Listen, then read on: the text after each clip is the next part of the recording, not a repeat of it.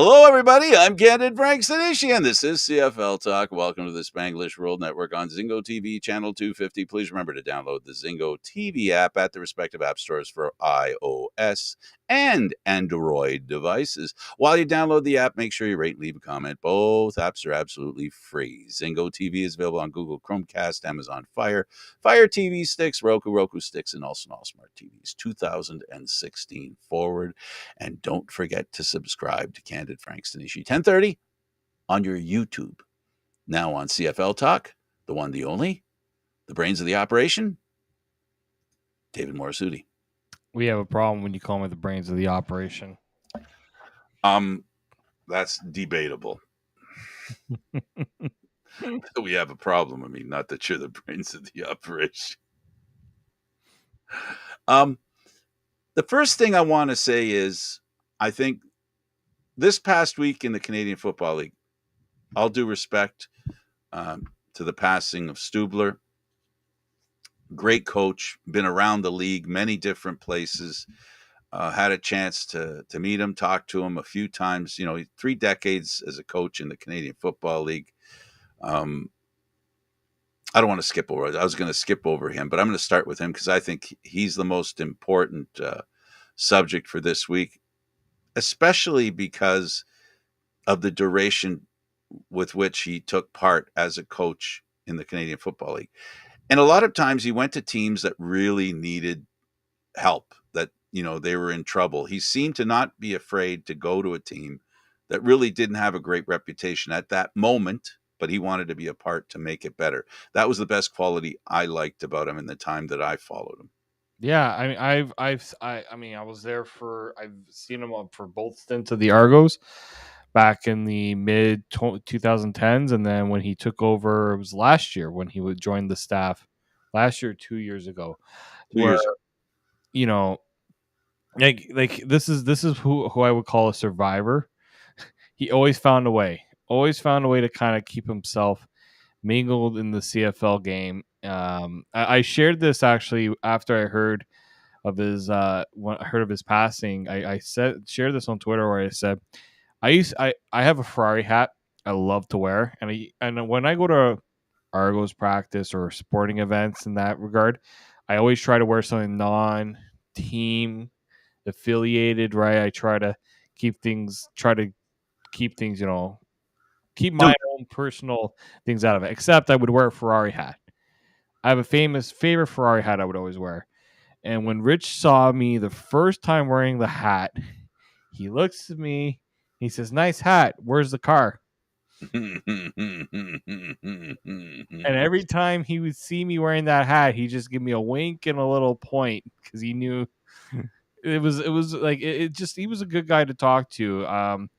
Friend of the show, Ben Grant, also shared that when he's in his time of coaching, Rich would help him, would offer some advice to him, right? That's the makings of a good person and a good coach, is when you're willing to give back to others and help mold future coaches in that regard too. He was a football guy. He was, and he just cared about the future of the game. Really did care about it. And he loved coaching, and and he was really good at it. Yeah, he was. Like, how many teams he was part of a Grey Cup, or not even winning a Grey Cup, but just getting to the Grey Cup final. Like, just such a decorated career, and just how many all the different stints that he had, and it just such I know head coach wise it didn't really go well for him, especially that one time he took over as the Argos head coach, but that was kind of a sinking ship that he was taking over. But you do something right when you, as we said, you've been in there for so long. I just think you look at, I think, 6 different teams he coached. Obviously came in with Hamilton in '83 was what I read. And like, how many of those teams, when you look at what he did, just kind of molded the way CFL defenses were ran. I think that's probably the biggest thing, right? Is There were at times they were considered complex defenses, but in a way, he kind of taught a lot of teams how how defenses should be run. Yep. Rich Stubler passed away at the tender age of 74, and that age seems more and more tender every year that I add to my cake. Every candle I add to my cake. Yeah. On the good news, on the opposite perspective, on the very happy and very good news, and I know many of us were all rooting for Edmonton to finally win a game at home. They won on the road, and it turns out the very following week they won at home. They're on a winning streak. They're 2-0 in the past 2 weeks. This is a team now that are playing Calgary twice in the next 2 weeks. And do you realize that if they beat Calgary twice in the Labor Day and the back-to-back games, which include Labor Day, they will be ahead of Calgary?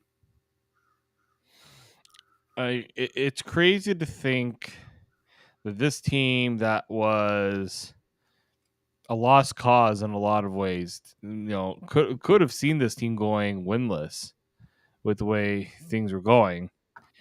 And what astounds me is a lot of this could have been avoided. Like the last 2 weeks, the talk of the Edmonton Elks has been Trey Ford. The talk of the Absolutely. CFL in a lot of ways has been Trey Ford. I wouldn't even say the last 2 weeks. I'd even say the last 3 weeks since he was he was named the starting quarterback. We can go further and remind people who follow this show or watch this show. We've been asking about where's Trey Ford for the last month and a half. I was kind of I hated the Cornelius signing because I'm like, well, that's gonna put a dent to to the Trade Ford development, right?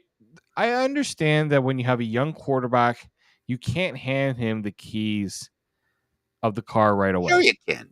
They No, didn't okay, do it in I BC. agree with that. They Just didn't do it in BC when Nathan Rourke was here.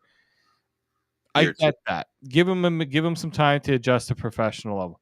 But when talent is evident, you coach the young talent what is necessary to be able to play at that professional level.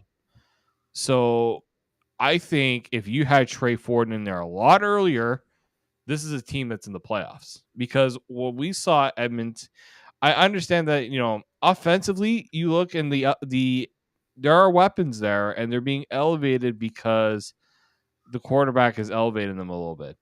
But I'm also looking at the like you look at the last game, Ottawa, not a strong team. I mean, that was a disappointing effort for Ottawa, considering they were coming off a really good offensive performance against Toronto. I mean, we can get to Toronto a little bit later. Um, but like, yeah, we're seeing Trey Ford take this offense. I mean, Eugene Lewis, we know what he's all about, things like that. But when you have the quarterback that you're confident in, it's funny how the rest of the team sort of rallies around him. Now, defensively, there's still I want to see them beat a good team, a team that's that might be a little bit more tricky for them to beat.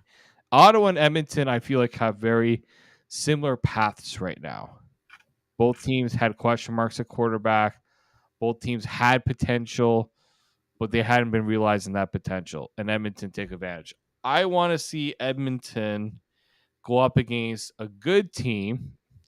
Now, Calgary's technically a better team than them on paper based on the standings, but right now, I think Calgary St. Peter's fans should be a little worried about how this I'm Edmonton. looking forward to these two games that will be played in Alberta. Good team, bad team. These are games where literally their pride's going to be on the line. Both teams, because both teams right now, this is almost the same as if both these teams were fighting for first place. Both these teams are fighting to not be in last place. there's a lot of pride that's going to be played in this game. I think these are going to be probably two of the most physical games both these teams will play this year. And I'm telling you, they're going to be entertaining to watch. And the way Edmonton has played, Calgary better be careful, because if Edmonton plays 4 quarters, we know that Calgary has had trouble playing 4 quarters. We know that Calgary's had a hard time in the passing game. We know that Meyer has been mired in a little mediocrity throughout this season, with the odd time he's poked his head up and looked really good. What we've seen from Trey Ford is that this is a guy who, part of the reason why he hasn't started for Edmonton and wasn't given the reins that quickly, is that yes, he has the feet to escape the defensive line and linebackers, but his arm was always questionable. What he proved in these last 2 games, or his first 2 games back, is that he can throw enough to keep his feet and his running back's feet a weapon. Yeah, that's the thing, right? We knew that he had that ability. It's just, could the rest of his game come together? And the other one too is, can he avoid the mistakes? Every quarterback has that responsibility, and every quarterback in the Canadian Football League today wins or loses depending on their mistakes. Because I'm finding, I don't know about you, but I'm finding that there's pretty much a pretty typical defense in the Canadian Football League on every team. Every team has defenses that are really, really good, and to me, it comes down to the very, very good defenses and the very, very good offenses. And the really good teams like Toronto, Winnipeg, and I would have said BC before the last 2 weeks, was the fact that their offenses and defenses are that good, right? But most of the Canadian Football League teams, in fact, all the Canadian Football League teams, have good defenses. Tell me a team that doesn't have a good defense. You think about it. None of them, you can't really. Ottawa, as bad as they are, their defense is their calling card, right? The same thing's true for Saskatchewan. Saskatchewan's not, their offense relies on their defense. And every team, and BC, before they made strides offensively, what was it that carried them? Their defense. Toronto, what helped them get to the Grey Cup? Their defense.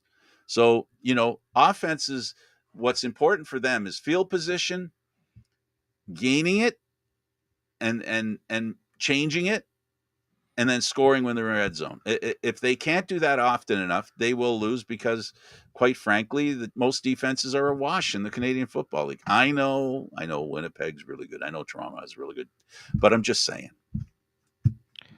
Yeah, I think when you look at the league and defenses, there are weeks. Sometimes I wonder, is it the defense that are playing really good, or is it the offense that are not playing well? Right.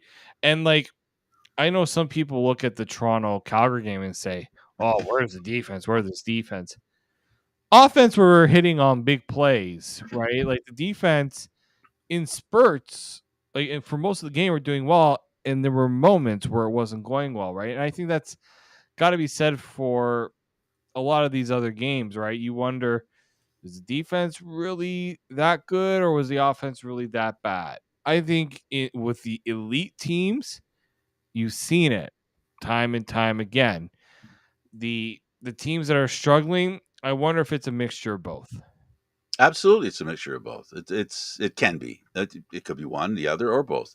But I find in the Canadian Football League, I think the defenses for the most part are really good, and I find that also that what I find interesting, and one of the keys of the defenses, is shutting down the quarterback. And that's the first step with a defense in the Canadian Football League, is to shut down the quarterback. And that's why quarterbacks that can move in the pocket, escape, that have escapability, that have good arms, that's what makes them successful, because you can't hang on to the ball very long. There have to be quick decisions made in the Canadian Football League. I think that's the biggest lesson U.S. trained college football quarterbacks. The first and most important lesson they've got to learn is they've got to really think fast, and they got to make quick plays, because, quite frankly, in the Canadian Football League, because of the Canadian linemen, the predominance of Canadian linemen, and the predominance of U.S. trained defensive linemen. Now, that's not totally true anymore. That's changed rapidly. I get it. But the point is, you have more talented players, and I'm sorry, offensive line, on the defensive line than you do in the offensive line, and it really makes it a challenge for a quarterback. And as far as roaming around in the pocket and getting a lot of time to do what they need to do, they need a lot of time, yes, but they don't have a lot of time. I think that's why Collaros was so successful. I think also that's why Kelly is so successful. They get the ball and get rid of it. When Bo Levi Mitchell was successful, he used to be, when he was at his best, the quarterback that held the ball the shortest amount of time.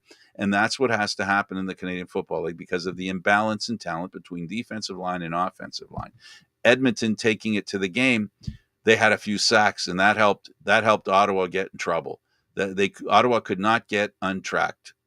Edmonton's defense really did a great job and got their offense some really good offensive starts and position. Yeah, yeah. I think that's why teams have been kind of operating the last few seasons, right? Like we talked about how the offense have really had gone stagnant, and I guess teams are just like, all right, well, we got to find a way to make the offenses more efficient, right? It's not necessarily having good offensive games start to finish, but taking advantage of moment. Yes, and to stick with Ottawa in this game, because we're talking Ottawa and the Edmonton game that Ottawa lost. Crum's success happened when he made quick decisions. You notice now that for some reason, he needs more time to make a decision, and it's causing him a lot of problem. He has to make quick decisions, and sometimes if he didn't have a quick decision to toss, he decided to move with his feet. And the indecisiveness that he seems to have, and the experts are calling it a lack of confidence. Yeah, that's all part of it. The point is, you have to be decisive in the Canadian Football League. If you're a quarterback, you have to make a decision soon as you get your hands ready for the ball. You have to know what you're going to do and do it. Yeah, well, and that's something that fans have been clamoring for, right? They've been clamoring for offenses to pick things back up. Unfortunately, defenses always find ways to adjust, Mm-hmm. right? Mm-hmm. It's a lot easier for a defense to make the stop than for the offense to just reinvent itself. Like if you look at teams that have struggled offensively this year, like Edmonton, Hamilton, Calgary, it's so much harder to reinvent an offense. You kind of just live the good with the bad at times. You just hope your defense can give your team a chance at this rate. And if you finally do reinvent your offense, Mhm. if you have decent plan, a la Milanovic, who has reinvented the Hamilton Tiger Cats in the last two games. They struggled in the first game with Milanovic as the offensive coordinator, but in the next game, we'll talk about it in a minute. But just to make the point, coaching is really important, and you've got to have a system in place that you have the players to execute and the talent to perform in. And Hamilton looked really good when they used the running game. They have not been a team that really has they've had great running backs, but now they're a team that's relying on running, and it's nice to see the running game back. Anything else you want to add about the Edmonton Ottawa game, and then we can go to the Hamilton game. I mean, I think for Ottawa, you're a little worried now because with Hamilton picking up that win against BC, there's just no, and now they're on Ottawa's on a bye week. They could potentially find themselves losing grip on their playoff chances. Like they have a game on the 8th against Hamilton. They better use this bye week to get them ready for that game because that game I think is going to pretty much determine their season if they want to make a run for the playoffs. Like no team gets eliminated this early in the season, but I think your chances mathematically dwindle, especially because Ottawa's 1-5. Sorry, 0-5 in the division. They haven't won a game against an East team, which is interesting because all three of their wins have come against West teams. Which it's crazy to think, but if you want to look at where things have gone wrong for Ottawa this season, it's that 0-5 right now against the East. You're not getting into the playoffs with that type of record. And I understand they lost against the West team, but that's why going forward, there's no margin for error for this Ottawa team. Hamilton has a game in hand and also has one more victory. So it's 8-1 for the Argos, 6-4 for Montreal, 4-6 for Hamilton, 3-8 for Ottawa. And Winnipeg's up there at 9-2, starting to put some space between them and BC, who are at 7-4. Saskatchewan even at 5-5. Calgary, as we talked earlier, 3-8, and Edmonton 2-9. And the next two games could cause those two teams to flip.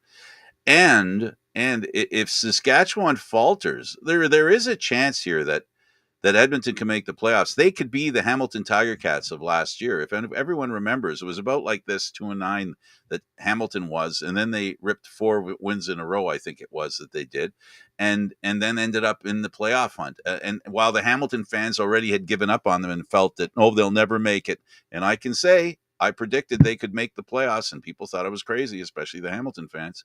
So I'll be crazy again and suggest that Edmonton could make the playoffs at 2-9, and Saskatchewan only 3 wins ahead of them. It's only 3 wins, and we're at 11. There's 7 games left for Edmonton. Saskatchewan has 8 games left. So can Edmonton win more than 3 more than Saskatchewan? And Hamilton and Saskatchewan have one more game against each other. If Hamilton can continue to go on a streak and then those two meet up, there's a chance. I mean, that's where the margin for error is quite slim for every team. Absolutely, it is. But Uh, every week it changes. and what makes things harder for Winnipeg? The next two games are against Winnipeg. Like if you are Edmonton right now, you pick up those 2 wins again because right now Winnipeg is not in. They're like it's gonna be hard to beat Winnipeg right now with the way that they're playing. And it's So early for them to rest anybody. yeah, like they could clinch a playoff spot. Like they can make life easy for themselves. Obviously, life will be much easier once they can clinch first place in They the can do West. that in the next 2 weeks. If they sweep Saskatchewan, they'll clinch a playoff spot. Yeah, so if they can clinch the playoff spot, then the next thing is, yeah, for Winnipeg, they want to be able to obviously give some guys some rest, especially with the way that the schedule's laid out. But if you're Saskatchewan, you're seeing what's ahead of you, and then you see where Edmonton's at and how they've played. Again, nervous moments for teams that are right behind Edmonton right now. Yeah, to make your point though, in regards to, it's a tight race. Montreal lost last week, Toronto won last week, and yet Montreal's only 2 wins behind a team that was undefeated until a couple of weeks ago. Yeah, So, things can change rapidly in the Canadian Football League. I realize there's only 18 games, but guess what? There's only 18 games. I mean, things can move really quick, each and every week. So, Hamilton ended up, of course, doing a great job of winning this week, and they beat a pretty good team in the BC Lions, who they've contributed to the thought process that many of us are going through, I think, wondering maybe we've overplayed our respect for the BC Lions. Maybe they're not as good as we all thought they were. I'm I am I want to slightly agree with that. I can't fully agree with it. I'm okay with you not agreeing. It's just a Last point. These have been 2 very rough weeks for BC. Um the thing I wonder is, they came close to coming back against Saskatchewan. This one against Hamilton, I just think it was another bad start that they couldn't recover from. 2 weeks in a Absolutely. row where they try to rally late, and I think that got them in trouble. You can't in the CFL constantly put yourself behind the 8 ball. Vernon Adams said it at the end of the previous game. We had a slow start and we paid for it. I wasn't efficient early. And yeah, I had some great play in the second half, but it was too late, too little, too late. And the other thing is James Butler, who proclaimed before the game started, "I have no interest in feeling this is special. It really, this is just another game." Just another And game, just another then team. in the interview at the end, he goes, "Well, if anybody looked in my eyes, they knew this was important to me." And credit Scott Milanovic for Very much so. realizing that and making him a big. I mean, he's always been a focal part of the offense, but 21 carries. I can't remember the last time I have seen the Hamilton Tiger Cats give the running back 21 carries in a game. Not in this regime. What it says to me, what it allows teams to do, those teams, is to have a bit of a rhythm. A rhythm. They haven't had a rhythm to their game because, frankly, this offense lacked an identity in a lot of ways. You know, yeah, is Taylor Powell a good quarterback? I mean, he's thrown in a tough situation. This is their third option at quarterback, I like what he's been doing. He but hasn't hurt the he team hasn't at all. lost in games. Right. He hasn't hurt the team. So, again, that's what we're learning, folks. In the Canadian Football League, quarterbacks, the most positive thing they do is not add a negative. In Yeah, other words, interceptions or, ball security, very important. it's crucial in the CFL. Only one team has found ways to overcome mistakes, and that's Winnipeg. We'll talk to that in a minute, but I think for BC, oh boy, this is it's a tough one. It's another tough loss where I wouldn't say doubt creeps in because they had that bit of that cushion, but you cannot say we got off to a good start. Let's see if we have time. Well, yes, you have time, but you want these issues to creep up to you when it matters. Absolutely. And James Butler, again, as much as this game didn't mean nothing to him, Mhm. he played really well, and he ran for 118 yards, and he stirred the drink. He was the main reason why this team won. Their running game, something Hamilton and hasn't really had, like you said. You can't emphasize that enough. And this was a Milanovic plan, and he's looking like a genius. But here's the thing: not to throw cold water on Milanovic and the running game in Hamilton. Nobody really expects Hamilton to run, even though they have a guy like White. Like Butler. They have another guy, Tim White, that could run too, but they used him for receiving. So yeah, their offense looked really good. They made plays when they needed to make them, and it really was one of those things where you've got a quarterback in Taylor Powell who does have an arm, but he also has some feet. And there were a couple of times in this game where his legs helped extend possessions. Yeah, I think when you look at the CFL and you look at receivers, there's two different types of receivers that really flourish in the CFL. One of them being the small playmaking type that use their legs, right? You get them the ball in space, they can do anything. And you got the ones that can stretch the field, get up for a ball and go and grab a 50-50 ball, or like a Geno Lewis sort of, right? You got a Geno Lewis and you have a Tim White. Tim White's a deep threat. It's got the speed. You get him into open space, he can do stuff. That for me, that's what Hamilton's got to do here. I'm just wondering, will somebody else? I've been saying this for a while. Who's going to also help elevate this offense? It can't just be James Butler. It can't just be Tim White. Eventually, teams are like I remember when the Argos played Hamilton. Tim White and James Butler were pretty ineffective because the defense knew that if they could stop those two, makes it a little easier for your defense if you get beat by somebody else, so be it.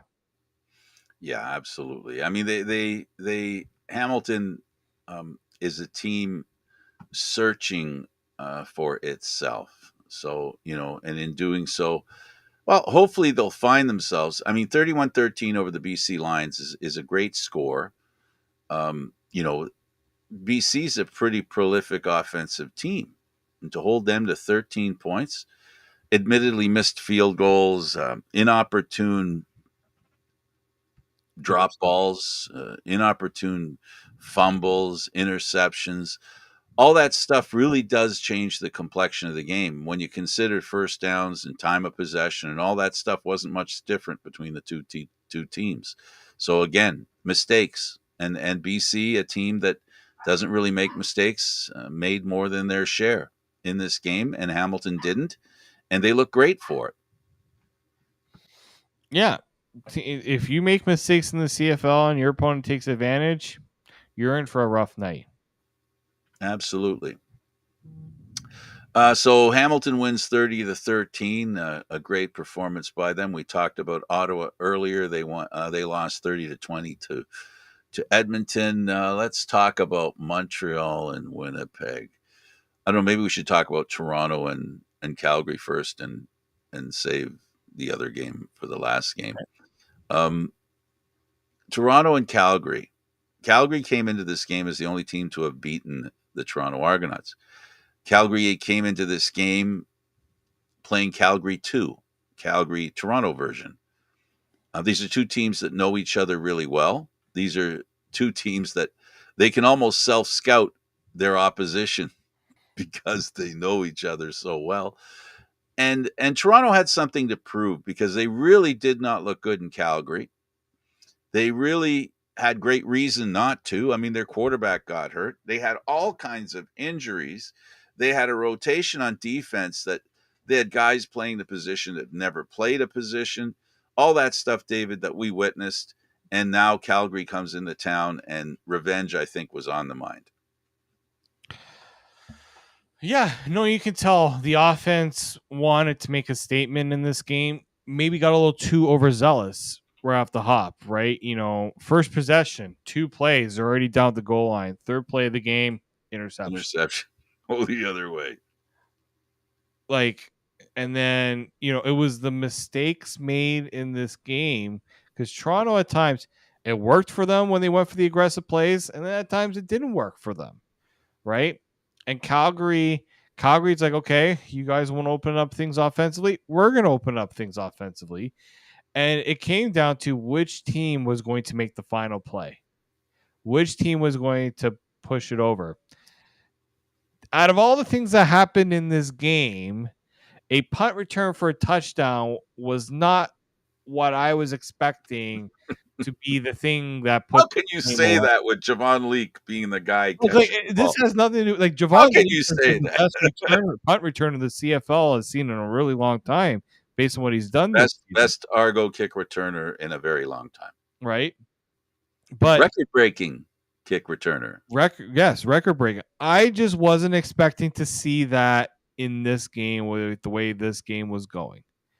I thought was it impossible to expect a return touchdown? No, because we've seen it.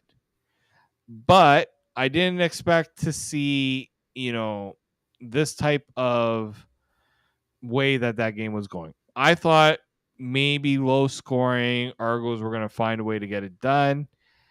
And lo and behold, I mean, the biggest story of that game was also the Argos defensive players dropping, on their defensive backs dropping like flies, unfortunately.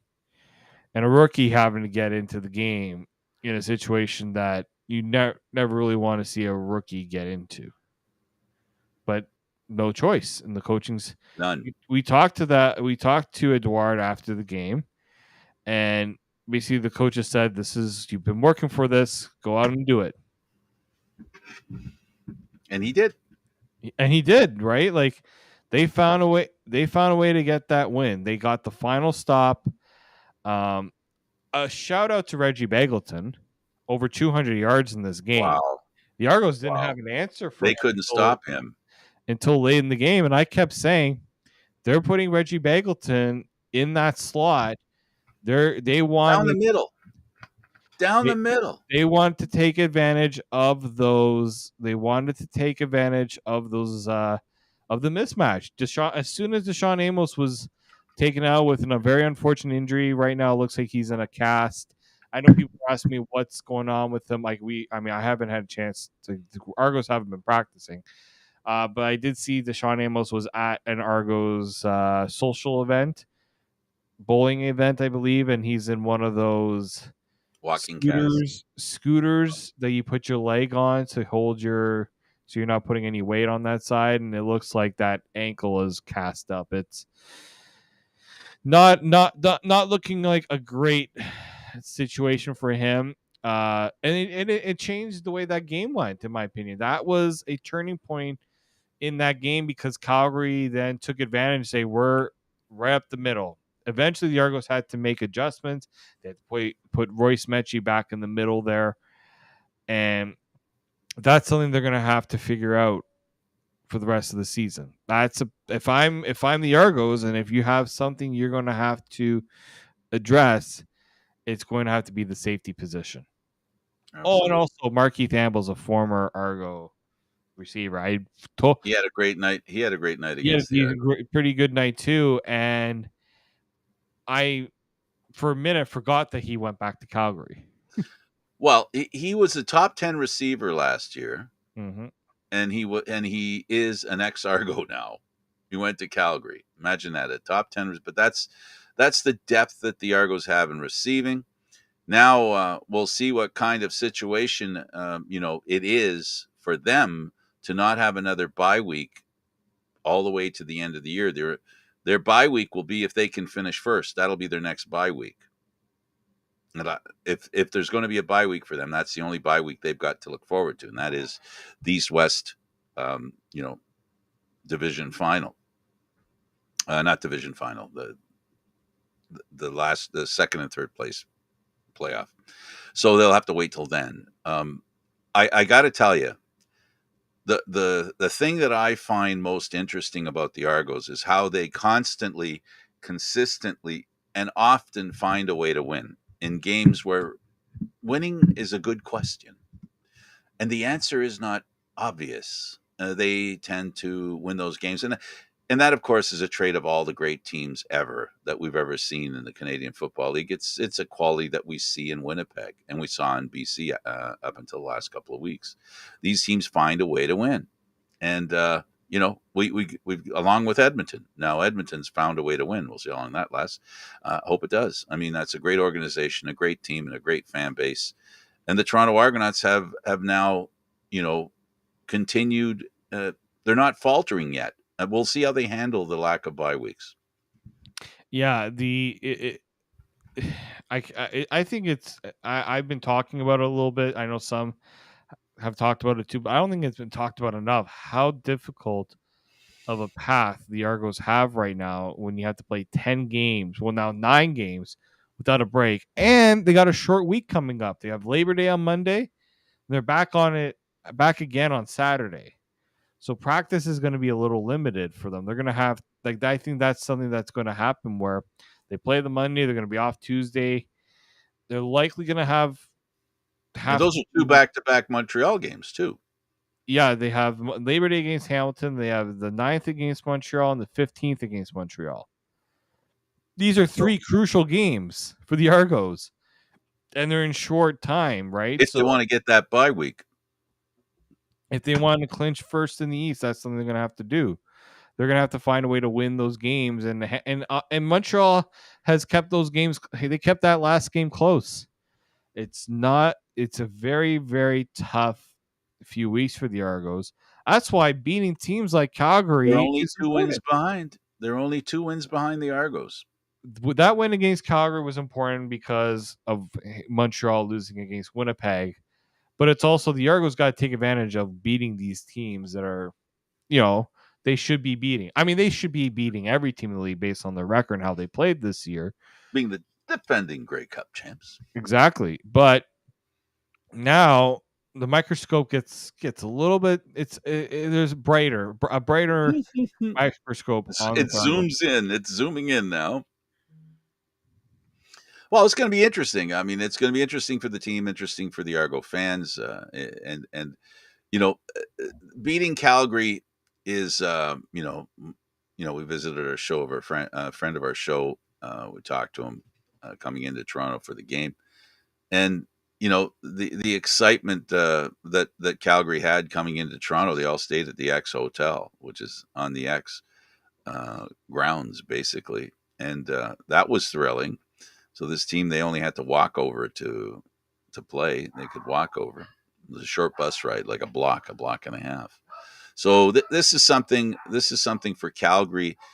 We talked about them from the Edmonton perspective, but from the Calgary perspective, they really have to get their stuff together because um, very quickly they could be out of the playoffs. And this is a team that I think has the ability to be a really good team. They proved to us last year that they rebounded. Starting with Mayer, and essentially Mayer's got to lead this team. A touchdown once in the last couple of games, a handful of games is not enough. No, no, it's not. And I mean, this is what happened before. And this is why I kind of like the Argos' approach to the season, where it's like, well, we've done the first 9 games for them. 9 games of the season means nothing. It's now going 1-0 each week, right? Not looking too far ahead because we've seen teams get off to good starts and falter near the end. We've seen teams have bad starts, get hot at the end. It's the teams that maintain that consistency start to finish that usually.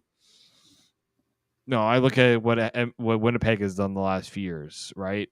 That's important. I think And Toronto. this season, they look as good as they've ever looked, David. In the last after the first couple of games at the beginning of the season, since then they have looked like the Winnipeg team that we all have grown and known to be so effective, and other teams have feared, not admittedly, but they dominate, and they're dominating still, and their running game is amazing. I guess that'll be a good set. Anything else about Toronto and Calgary? And we can go to Winnipeg and the the dismantling of the Montreal Alouettes No, let's streak. go.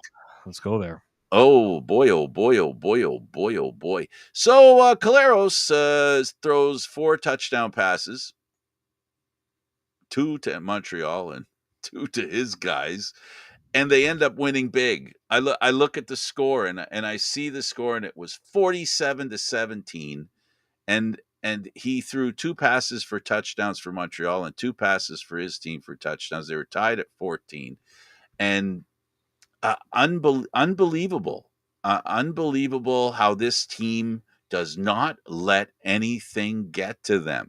They were incredible. It seemed the more under fire or more crunch time they were visited upon, the harder they fought back. This Winnipeg team, I think they're ready to be in the Grey Cup again. I mean, BC better be ready if they're going to beat whoever it is that finishes third, because this Winnipeg team is dynamic, and their running game, a Canadian running back. I mean, for 10 years now, they've had the best running back in the league, and both have been Canadian. Wait, what's impressive for Winnipeg here is Claros throws those interceptions. One of them gets taken back to the house. They're still winning 20-17 going into the half. When you can't put a team down when they're giving you the game, in Montreal's case, they lost that game when they were losing in the first half, in my opinion. Oh, Some think, absolutely. oh, they're keeping it close. They're making Winnipeg make mistakes. Yeah, but Winnipeg is also keeping Montreal from taking advantage of those mistakes. And then we keep, I guess, Brady Oliveira's He's maybe have incredible. heard some of my criticism that I wasn't ready to anoint him as a great running back in this league. Inside track, outstanding Canadian. Oh, I think it's pretty much in the bag for him right now. If he trends and continues like this, how can you not? Yeah, I don't. Yeah, I can't think of a running back that's performed better than him.